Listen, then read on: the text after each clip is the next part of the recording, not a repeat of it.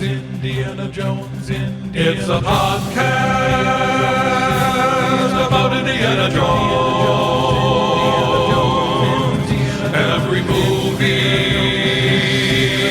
1 minute at a time. Indiana Jones Minute. Welcome back to the Indiana Jones Minute.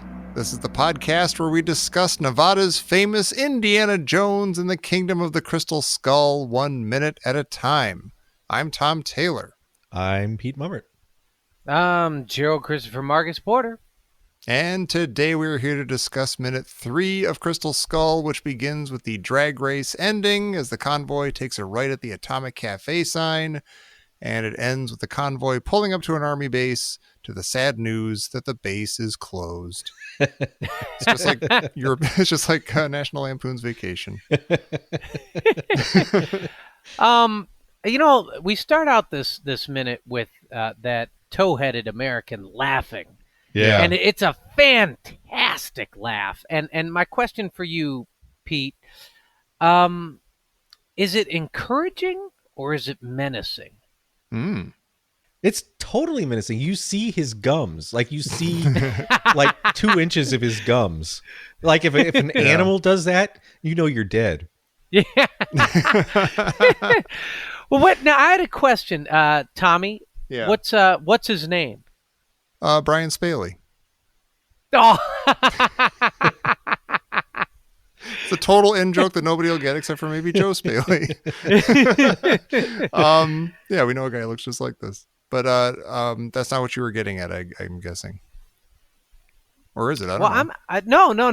That wasn't my answer. But I'd say I'm thinking his name's Buzzy. Oh, Buzzy. Okay. Yeah, it's something like Freddy or Buzzy. Or Yeah. Short Billy for Bernard. Maybe Chip. Chip would be good. Billy, it would be encouraging. That's if true. his name was, That's true. and I think it is more menacing. How about Yeah. Scud? What if his name is Scud? Yeah, that's No, then fine. you need like a Louisville Slugger hat on sideways. Yeah, you might be right. Oh, Scud might be a little more gangly. that's gonna than be. this I guy. bet Yeah. you there's a guy in this movie like that, isn't there? It's okay. He's a Russian. Well, what's interesting, and I don't really know how this goes. I mean, throughout this minute, I guess the freedom-loving American teenage car just drives forward, but we still don't know if they're encouraging or menacing, chiding or just kind of like, yeah, join us. Yeah.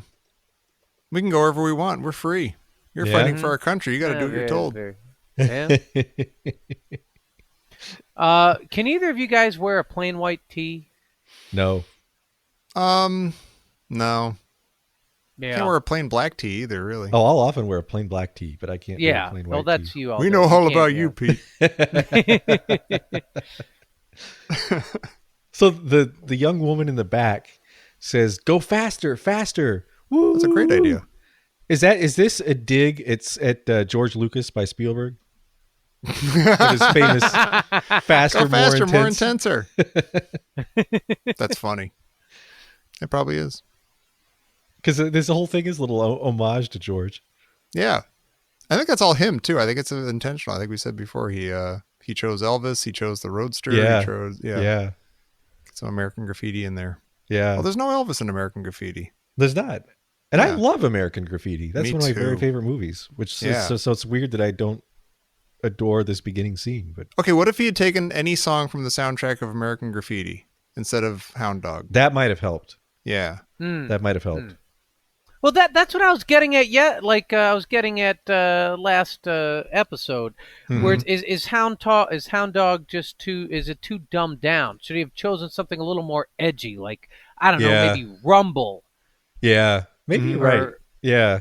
Green Onions. Green Onions? Oh, Is that what it is? Yeah, Green Onions. Green Onions is amazing, but I don't think I don't think it'd fit. know- Yeah. Well, and That'd also be like Blues Brothers. Yeah, yeah. I don't think Green Onions came out in 1957. Yeah, I don't think it did Oh, either. probably not. Who's going to know? It's from the past.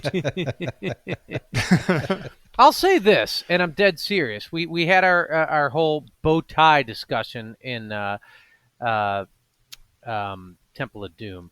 Yeah. And I'm going to say right now, I absolutely cannot stand short-sleeved button-downs. Oh, really? I cannot stand them. So you don't mean polo shirts? You mean like a full button down? No, I mean if you have it, yeah, exactly. Like it I don't would mean be a a polo dress shirt, shirt if it had like long that would be a sleeves. golf. Yeah, it would be Yeah. a dress shirt or just a button down. And they've even come back, quote, in fashion lately, and I cannot stand it. There's nothing wrong with having a long sleeve button down, and you can roll the sleeves up. That's true, but I have to say, I've been in the past few years. I've been making the trans. You just asked about white T-shirts. I've been making the transition from T-shirts to exactly what you hate. I've got a lot of those in my closet right now. A short sleeve button down. Shirt, yeah. They look stupid. They just look I'm stupid. an You look American like a dad in my Poindexter. 40s in suburbia. They Sure, issue which them means to you when you cross the border. Well, the thing is, you already got time and everything else going against you, so Yeah. you don't miss the layups and free throws. No, they're kind of enjoyable. I kind of like them. There's a pocket at the on the front. But and why don't you can just put have a stuff in there long and- sleeve button down and roll the sleeves up if you I want? do that a then lot, you have but the option. in the summer, you wish your sleeves were even shorter. You can't roll them up that high. But you know what? Then you wear a T-shirt. Yeah. See, I think it's okay if you're doing like NASA style, like Mission Control style, and you've got a white short sleeve button down shirt Big, thick and maybe black some glasses. horn rimmed glasses. Yeah. Yeah. Well, you love that's because you love the movie Falling Down, This is true. and that's what he's basically That's wearing. true. But it just, I mean, Yeah. it looks like a convertible with the top down and all the windows up. So, yeah, it's just like, it's just weird. Did you guys Picturing ever? in my mind all the people you're offending right now? Yeah, I would Short suspect a t-shirts. large percentage of our listenership. Yeah. I'll tell you what was unfortunate though. Like back in the late '80s, there was that little trend where people were wearing 3/4 length sleeves, like button-down like- shirts that had sleeves that would be like the length if you rolled up a long sleeve shirt. Right. Really? Yeah. Yeah, Just those ended there? And like, what was there, Yeah. a cuff there or something? No, they were weird. Are you talking about like a softball T-shirt? No, not those are okay. No, this is like a Yeah, dress those are okay. softball T-shirt. Weird. Yeah, they For were men? weird. That is weird. Yeah. For some reason, I can picture a female version of that, but not a weird. Okay. No, I think it'd be okay on females. It just, there was Yeah. a very short-lived male 3/4 Weird. length sleeve thing. I missed Yeah. that one. Thank goodness. Yeah. All right. Hey, fun fact. Indiana Jones is in the trunk of this car right now, and he has been this whole time. Wait, really? Yeah. It's okay because I they're just only think going it's funny. 35 miles an hour. I know, they're really not It's probably going very comfortable fast, are back they? there. Yeah. I didn't notice incredible. that until recently. Wait, is Mac back there? Is he in the I think same he trunk? is. No, I think he's in the trunk too. Yeah, they both are. I just Gerald. checked. Green Onions, 1962. Oh, look at that. Yeah. Huh. So we have this Atomic Cafe sign. Yeah. This is a weird use of scare quotes. Nevada's famous is in quotes. And then Yeah. it's Nevada's famous and then Atomic Cafe. So is it not famous?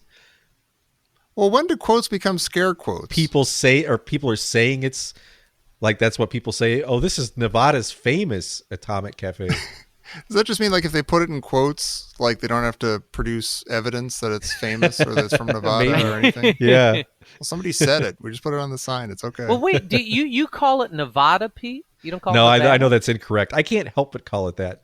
And people Oh, from really? Wait a Nevada get really upset. No, it's Nevada. And people in Nevada will get really upset if you call it Nevada. But I can't look. not call it Nevada. I Why call it is Nevada that? too. I don't know. It just sounds natural. Nevada. Yeah. Huh.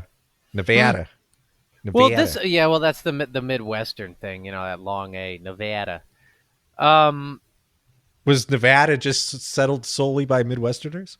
Yeah. Maybe. Like why? well, why I'll did tell it you, a lot of become them Nevada? put their money right there when it comes to Vegas. Yeah, that's Yeah. true. I wondered, is the Atomic Cafe is that a little a little nod to the little alien in Rachel, Nevada? Yeah, I'm sure it is. You know what I'm talking about, Yeah, Pete? yeah. You and I went there, right? No, we didn't. been close. You went Oh, there, that was though, my with your- that was my yeah, with your other buddies. best friend. Yeah, your other best friend.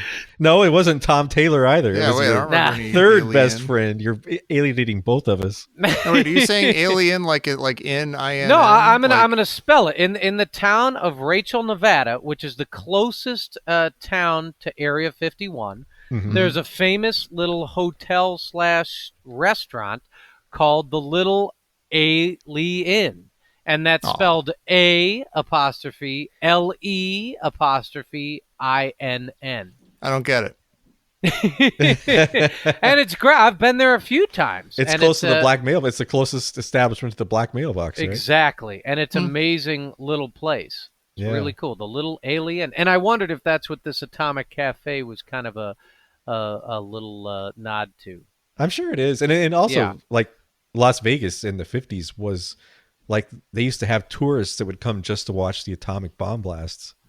Oh, right. Dummies. Well, you know the whole story about the naming of the Stardust. Yeah. yeah. Take it away, Pete. They named it after the atomic bomb blast. That's right. Apparently, well, you could see them. You could see it. People would right? go out You in the could- parking lot of all the casinos and watch Yeah, it. you could Wow. watch Yeah. the blasts from Yeah. there, and so they called it the Stardust. Are they all Yeah. blind now? Yeah, they're all like, yeah. Sad. All right. But this has me thinking, because since we don't get, like in the novelization, we have Indy in Mexico looking for a Mayan artifact. Mhm. In the movie, was Indy in Vegas like playing blackjack? I think there is actually, not to not have fun with this, but I think there is actually evidence later on, like soon, that he, Oh, they you're actually, right. that- You're that right, there's yeah. like artifacts from that Yeah. scene. Unless he was think. stealing them from a casino. Yeah, they're just ashtrays from the casino. Yeah. Well, it's interesting that both Last Crusade and this Crystal Skull open up in the West, the American West. Mm-hmm. Yeah. Yeah. I don't, and we do get our timestamp officially as Nevada 1957, which the movie came out in 2008. Last Crusade came out in 89, so it's a 20-year difference, right? Mhm. In real time. And then there's essentially what year was Last Crusade in movie 89. time? No, in movie Oh, time. in movie time, 38, I think. 38. Okay, so Yeah. 38 to 57. So it matches up exactly 19 years, right? Yeah. Yeah. Crazy. That is crazy. Did you guys ever see that movie, The Atomic Cafe? No, and I probably should have. That seems like exactly like something I would have loved. Yeah, it was great. Isn't Anthony Edwards in that? Is that the one I'm thinking of? No, it was a documentary. Oh, okay. Oh, Yeah, it was kind of I'm it thinking of something totally different. illustrates Okay, the yeah. absurdity of the atomic age, and it like they show like duck and cover footage, Yeah. like footage from the old. You can survive an atomic bomb blast, Billy. Right. That kind of stuff. Yeah. Buzzy. Yeah, but I'm wondering if this is a direct homage to the film. Oh, maybe. That's funny. We get the credits for screenplay by David. I'm just gonna say Cope. I don't know how to pronounce his name. Keopp. Cope? Yeah. I don't Kep. know. Yeah, sure. Somebody will correct me. He wrote the first two Jurassic Parks, and for Steven Spielberg, and he also wrote I think Minority Report. I think you wrote. Oh, I'm speaking of Minority Report. I'm definitely in the minority that of the three of us that I loved the first Jurassic Park and actually really liked Minority Report. There you go. Yeah. See, I can be positive. Not like Someday these I'll chumps. agree with you when you're being positive too. I think I probably like Minority Report, didn't I? I don't know. What I did like was the first Spider-Man, which he also wrote. I'm a big fan of that Spider-Man movie. The first two. Spider-Man 2, I'll say it again, it's the best movie ever made. Okay, what? I'm going to ask you guys, you movie guys, a funny question, and please Okay. don't throw tomatoes.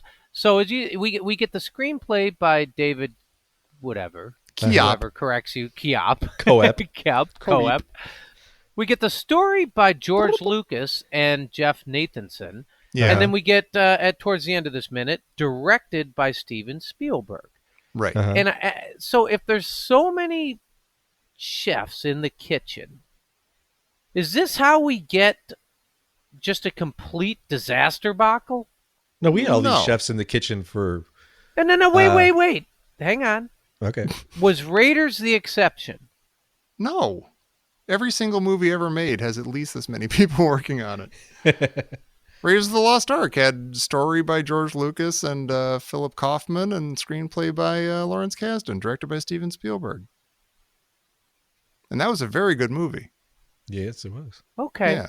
Well, that's why I asked the movie guys. I just thought that, I mean, is that not saying? I mean, it just seems like because it seems like we talk about Last Crusade, and I think this will come up again in this.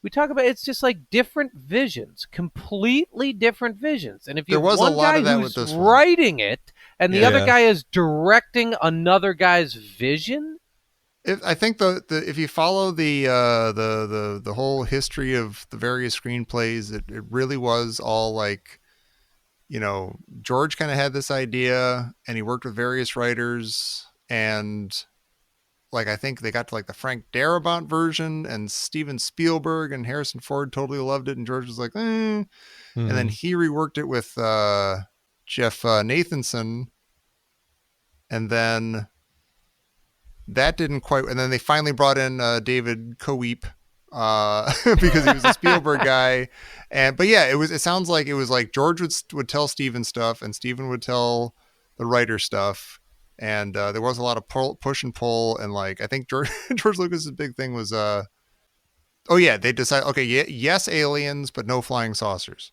Right. and then Right. George Lucas is also fierce about there's some kind of mystical mind power going on. But I feel like this is one where George and Steven didn't really agree on what they were making. And I Yeah. feel like that comes out in this movie. Yeah, Because I feel like this movie isn't quite sure what it is a lot of the time. It sounds like, like George Lucas had like a really clear idea of what he knew the movie should be, and then making a screenplay out of it was like a process of like getting that idea into a shape that Steven Spielberg and Harrison Ford could get behind. And I It's feel like weird all saying compromise. this, but I wish we could have gotten George Lucas's version of this. I kind of do too. I feel like that would have been, for me, a more enjoyable movie. Yeah, it'd be like that's a movie that would start with Hound Dog by Elvis and Studebakers and things and stuff, and it would just be like it would be like a much more like just steeped in the 50s Right. kind of movie, I think. Or just embrace the B movie thing that the earlier movies did.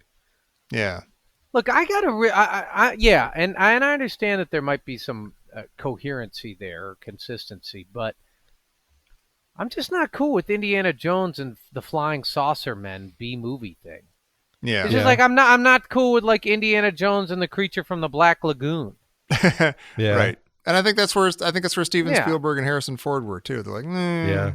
Yeah, that's just weird. I'm not saying don't do that. I'm not saying those aren't cool movies and they have like a wonderful aesthetic to them, but it's just not with Indiana Jones. No, yeah. it's Yeah. weird. Yeah. I guess since it has to be in the 50s or later even, why not say, okay, we've got 3 Indiana Jones movies that look and feel like Indiana Jones movies, like in the jungles and deserts and stuff. Let's see what happens if we put Indiana Jones in a totally different kind of movie. And Yeah. I say that it could be a huge disaster. It could be worse than anything we have here, but it'd be But interesting. I love that I love them putting Indiana Jones in a completely different kind of movie in Temple of Doom. Yeah, although that's a version of totally different that's not that different in a way. Yeah. Like it's still Yeah. like, other cultures and True. Yeah. It's comments like that that's just shakes up my Peter Librium. This doesn't make. I don't get it. I don't know if I can buy that. I'm fine with the 50s. I'm certainly fine with the Soviets and Indiana Jones is fighting them now and all that. But hmm like spacemen B movie stuff, like spacemen B movie stuff. Yeah, I can understand that. I don't agree with you, but I can definitely see your point of view. Yeah. I mean, I don't want the movie to be like a mystery science theater movie that they're gonna lampoon. Too late. Well, I Rift Tracks did it, I think. I guess that's what's hard is like the alien flying saucer thing is perfect for the 50s, and it's a almost perfect MacGuffin for Indiana Jones, except for the fact that it's not like a typical Indiana Jones thing. Right. It's Right. not doesn't have like the mystical, Yeah. Anthropological study kind of thing to it. Mhm. Indy's not applying his questionable skills as an archaeologist to figure stuff out and things. But see, I think part of what I also have trouble with in this movie is that I don't buy the Soviets in this movie. Like, they don't feel like Soviets; they feel like cartoons. But Mhm. B, to interact with the Cold War Soviets, they kind of make Indy no longer an archaeologist or this conflicted dark figure, but now he's Indiana Jones, American hero, Yeah. and Yeah. that also I have trouble fitting in with Indiana Jones I know and love. Mm-hmm. See, that's what I always got funky on the comic books. Yeah. I'm like, nah, he's not that. He's not like a superhero. Well, if you want to Right. hear Jerry getting funky on the comic books, check out our Patreon show. You Yeah. can hear plenty of it. That's some funk. But yeah, he's just so he just seems like a different man, and I can see him being a different man after the end of Last Crusade. But he seems to be a different man than I expected. Like now he's sort of like, hey, I'm all America, Yeah. which just doesn't quite seem like Indy to me. It's not exactly like this, but it's a little bit the way the character of Darth Vader got completely out of hand. Uh-huh. From like, maybe, I don't know, maybe after Star Wars, maybe after Jedi. I don't know. Like, he was just like kind of like this, kind of henchman with a backstory, Right. sure. But Right. he wasn't like the most important guy in the galaxy. He wasn't like a chosen one. He wasn't some mystical figure. And then, like, it turns out, like, the entire fate of the galaxy is, like, tied to his shoulders and stuff. And whether he goes evil or, it got out of hand. And it's sort of like, oh, some fan thought too hard about this. And they kind of totally missed the point. And that's a little bit like, it's like, oh, wouldn't it be cool if Indiana Jones was a spy? Like, it's a cool idea. But then the more you think about it, you're like, I don't know. Is it?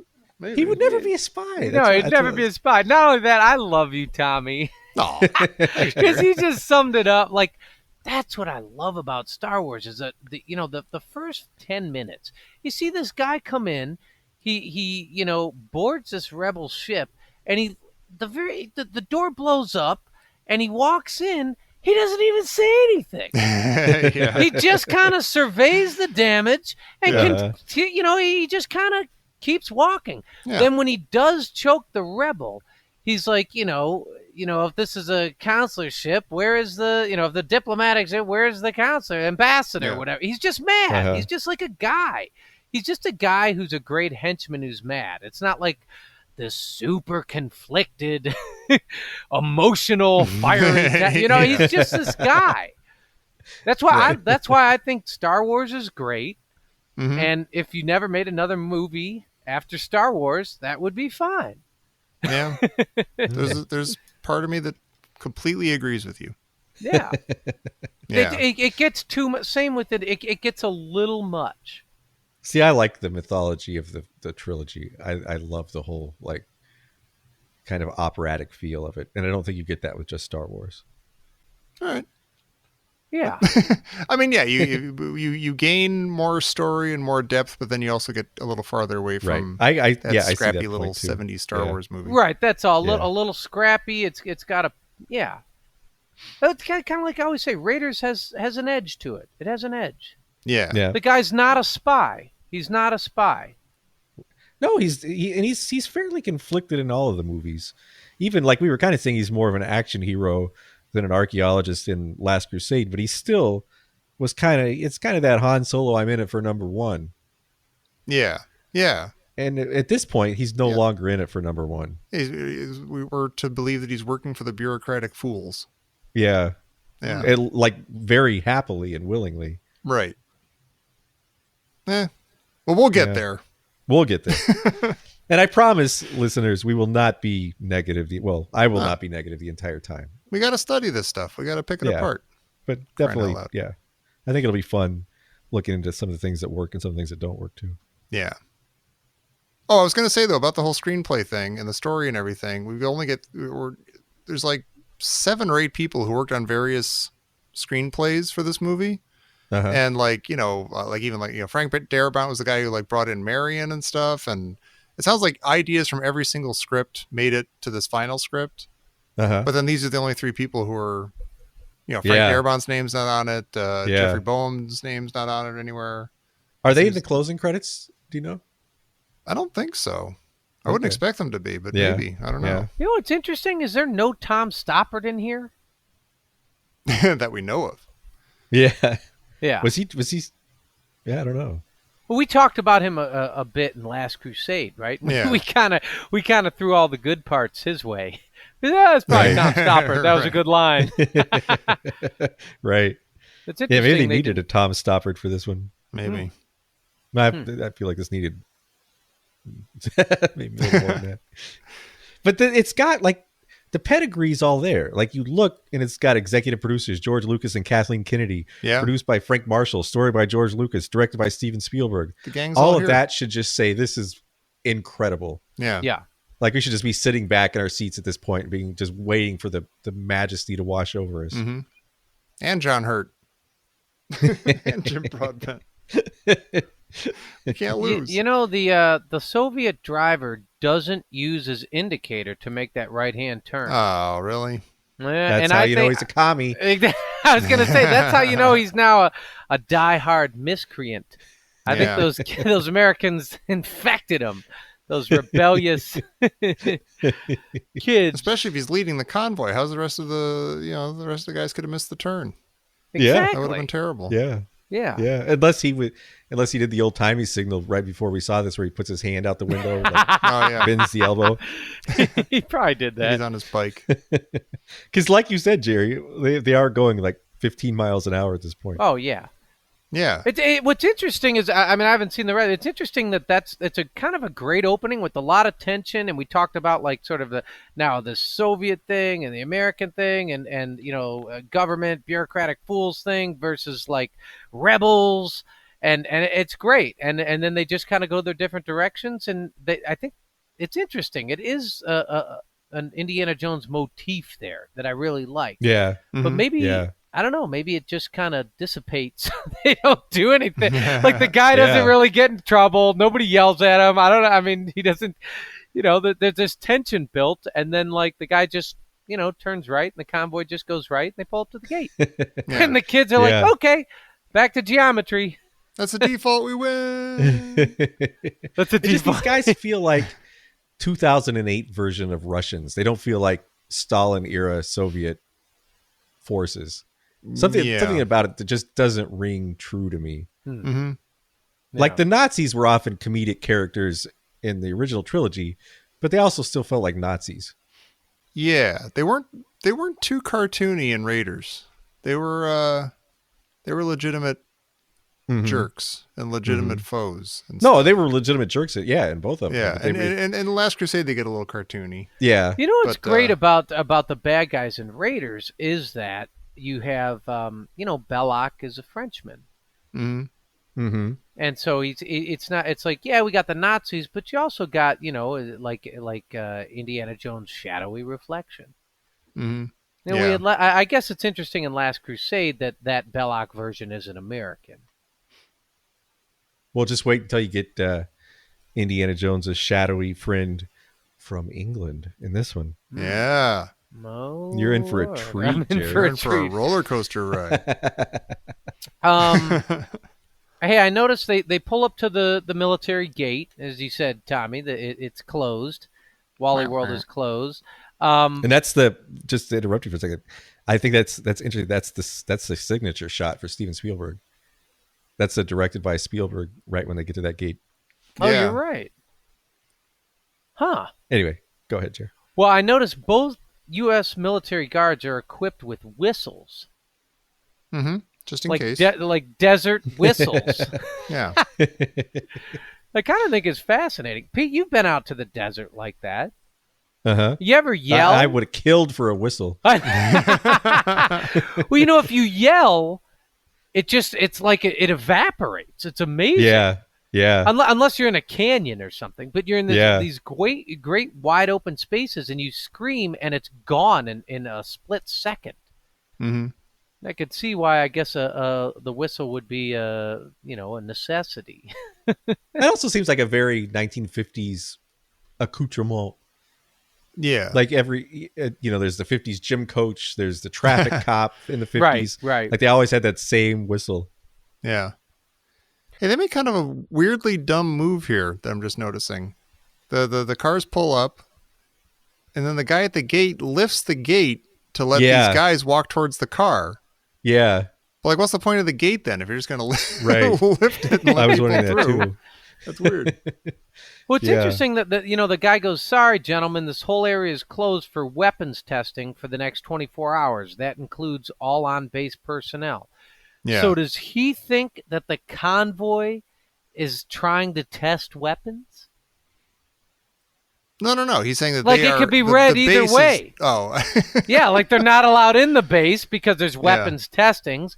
Or he's like, "Oh, here come those weapon testers. Yeah. Sorry, That's Tuesday. the whole base is Missed it, closed." Yeah.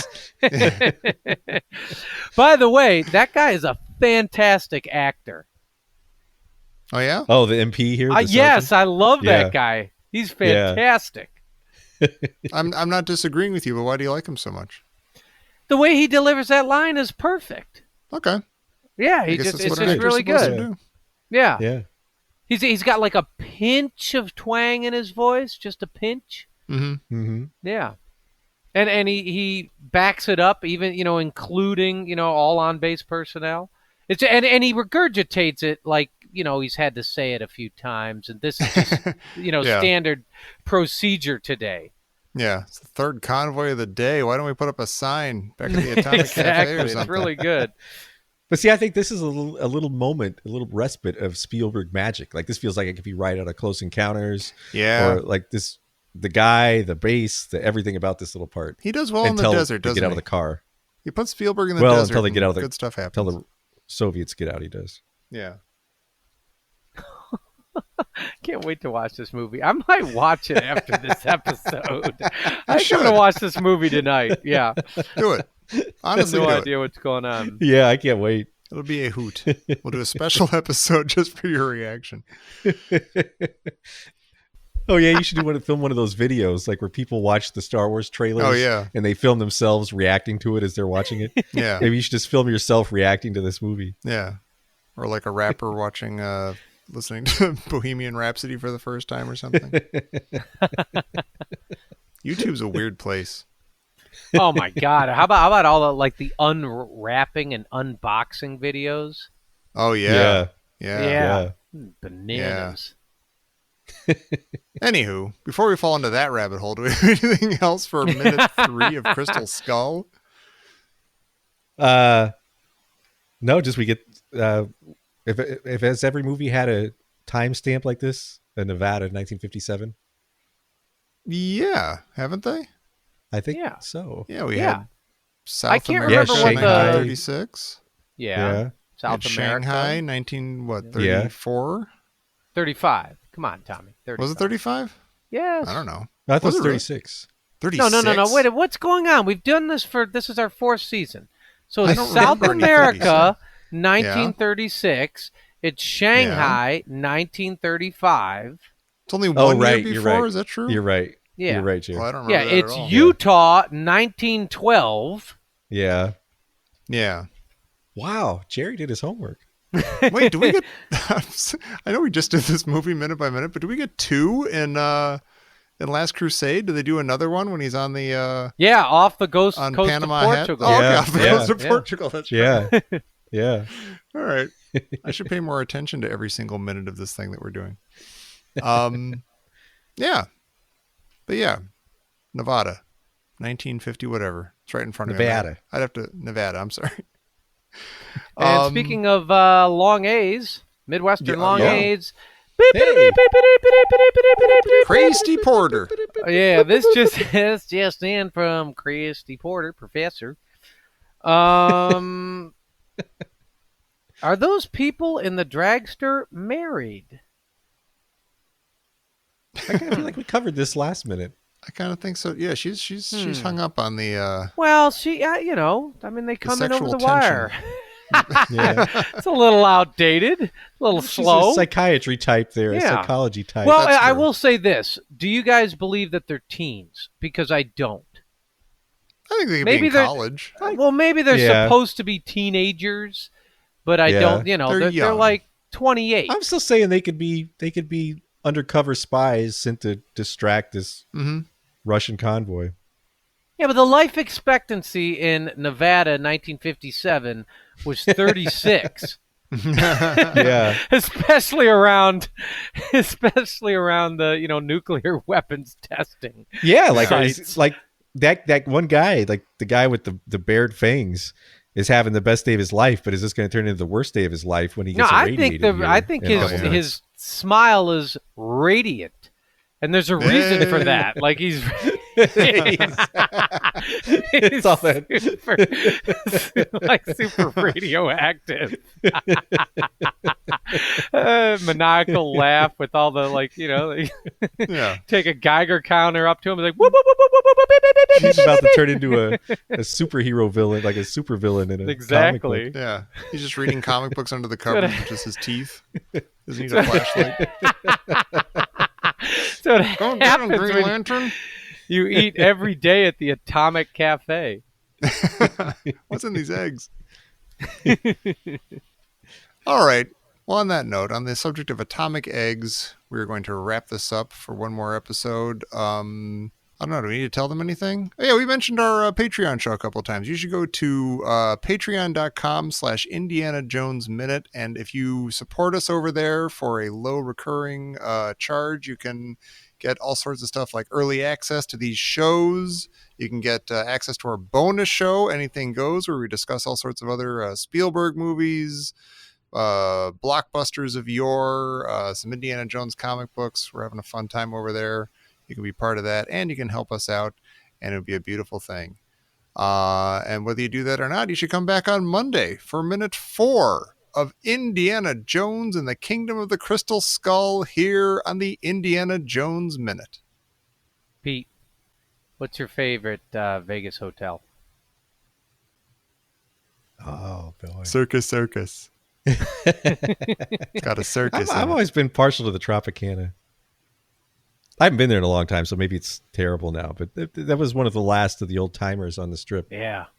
I And it remember we still went felt there. like- You insisted we stay there. Yeah, Yeah, They yeah. had those And it beautiful was gardens. That's all gone now, but they had those like the tropical landscape gardens, and it was Yeah, nice. yeah, I remember. It is nice. But it felt like old Vegas, and there's Yeah. not much of that left. You know what's funny is the very first time I was in Vegas, I spent one night at Excalibur, and which is like $27 a night now. Was this was maybe 20 years ago or so, and I loved it. I just Is love it still the there's show? like, what? It's just like there's like that blue light. Just that blue light that kind of like you look up and there's a big goofy, like clownish parapet and turret. There's like a really nice blue light. I fell asleep. I had one of the best night's sleeps in Excalibur, just looking out the window. How do you know you're not still asleep there, Jerry? Probably. I know I am.